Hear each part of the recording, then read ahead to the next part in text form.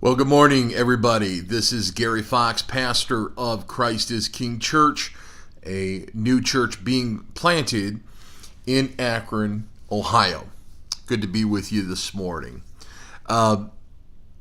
We sing a song, and most of you that have been raised in church, and many, if not most of you not raised in church, have probably heard the song, Amazing Grace. Amazing Grace. How sweet the sound that saved a wretch like me. My question this morning is, how many of you can sing that song in honesty and in integrity?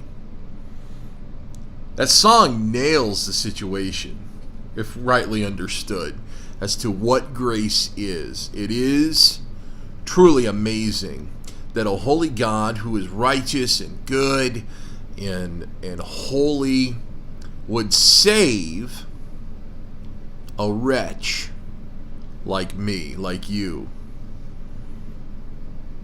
It's amazing. It's an amazing thought.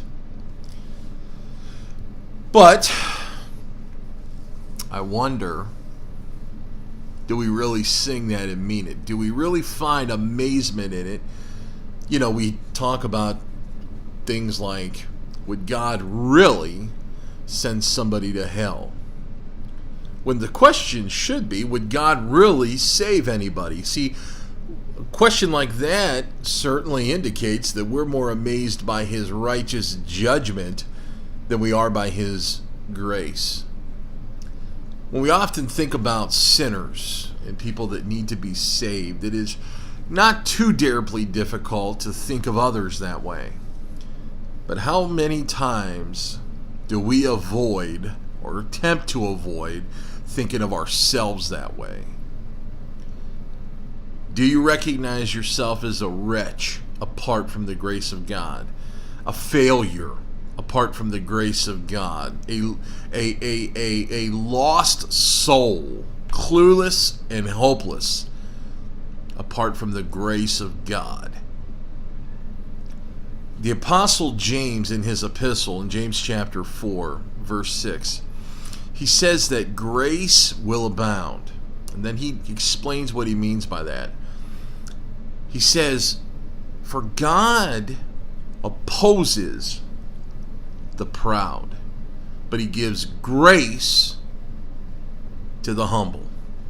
God opposes the proud, but he gives grace to the humble.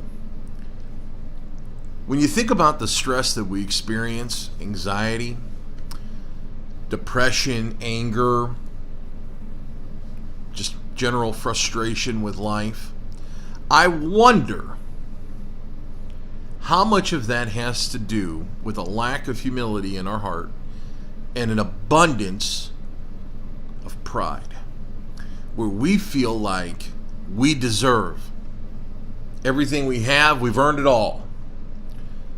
And the things that we don't have, we've been screwed out of because we deserve that stuff too.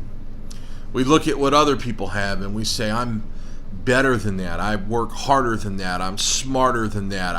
I'm a better person than them, and they don't deserve this, and this, and I do deserve this, and this.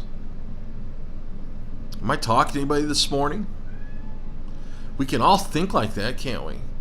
I mean, that is a common human struggle, to look at other people, to see ourselves as better, and to see them as less. God opposes that. God opposes that. So the question should be, is this lack of peace in my heart, how much of it has to do with pride in my heart? Your encouragement this morning is to be humble and to acknowledge the greatness of the grace of God needed to save you. You were a wretch, and I was a wretch.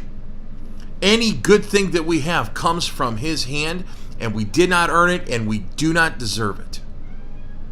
And so long as we have that understanding, and so long as we're reminded of that every day, I assure you, on the authority of God's word, God's grace will abound in your life. He gives his grace to the humble. You will have peace. You will have contentment. You will have joy. But you will not experience those things so long as you're prideful. It is that simple. God opposes the proud. He gives his grace to the humble. Be grateful for the grace of God. Very frequently, think about the grace of God and how you did not deserve it, but yet you get to enjoy it. Have a good rest of your day.